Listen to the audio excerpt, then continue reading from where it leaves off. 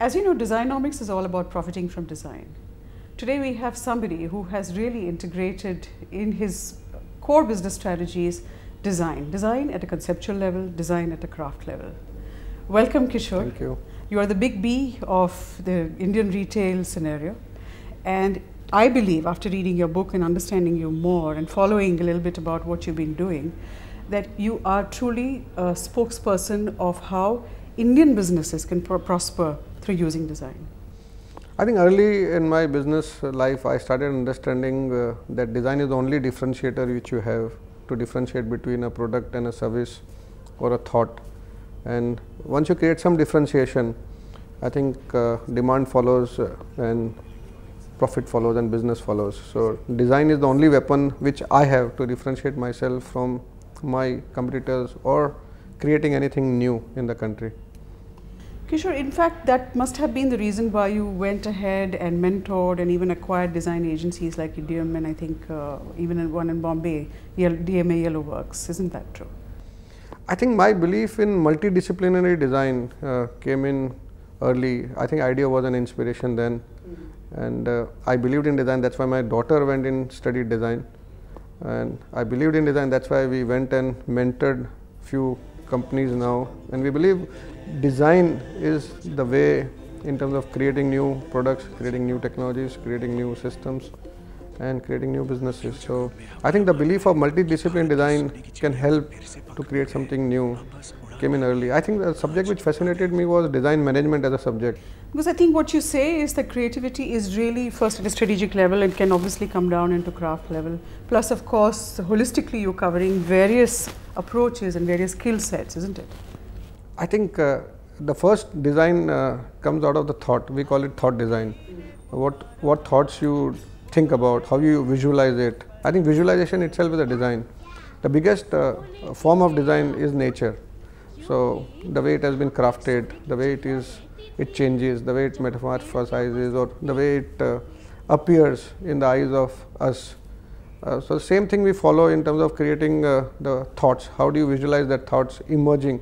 So if you develop a business thought of creating a store, you visualize how it will appear, like how the scenario planning we do on that store, how many customers can come in, how will we execute the whole thing. I think that's the part of our thinking on thought design. So from there the design starts and moves into every space of activity which we do. I think one of the other things that really came home to me was that you have created great insights from the Indian psyche and used that in creating very successful platforms like the Big Bazaar.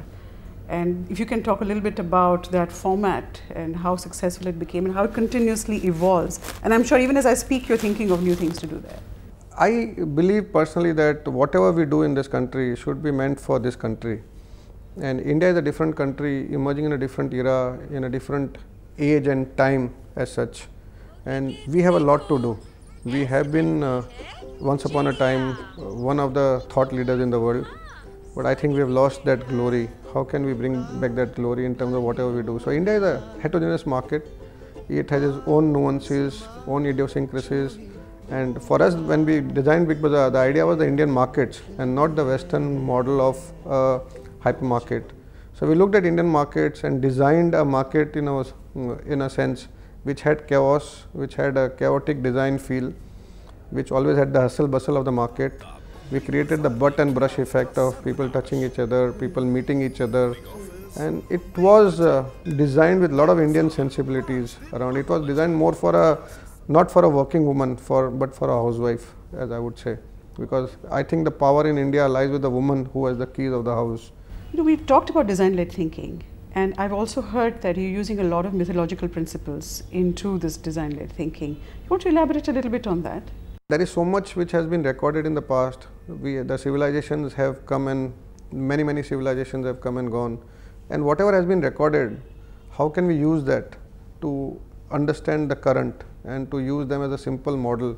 So mythology as a subject is very interesting because everything in the world has been recorded somewhere. And how do you decode that and how do you use it in modern management or in modern business and in our current life is something which we are trying to decode and apply that into business. As in a kind of a behavioral science? I think our leadership model has come out of mythology. our understanding of human beings or humanitics as a subject is now coming out of mythology. And we believe that Indian culture, why we are the way we are, we can understand and interpret from mythology very, very easily. Because mythology, if you look at mythology, a simple example I'll give you is, we as Indians are very different than the rest of the world. Why are we so different? So if you look at a simple answer, that we are the only one nation which prays to the source. So we respect the source, whether it is water, Ganges, sun, the sun god because it gives power and energy, cow because it gives us milk. So that was living. And if you find a lot of answers to your problems, if you go to the source, you will be able to find a lot of solutions to your problem. You have gone ahead and said in your book that the yesterday belonged to the MBAs and tomorrow belongs to the designers. Basis that, what is really your message to the world of entrepreneurs in India? I think entrepreneurship is all about taking risks, taking decisions, and being a person who understands the whole. So the commerce graduate or an MBA will understand one part of the business. The art and the science graduate will understand probably another part of the business. I think what we need is both, and that's what I call design management. I think is the answer to a lot of things. Using both sides of the brain is the answer to many, many things which will come about. You have to understand humanitics, you have to understand history, you have to understand mythology, you have to understand the current, and you have to understand the business processes, the compliances, and the business plan and the resource planning. I think you require everything to do business, not only what MBAs are taught about there. So that is also important, but I think with this probably is also more important than that. And that is truly profiting from design, isn't it? Thank you, Kishore, very much for being on this show.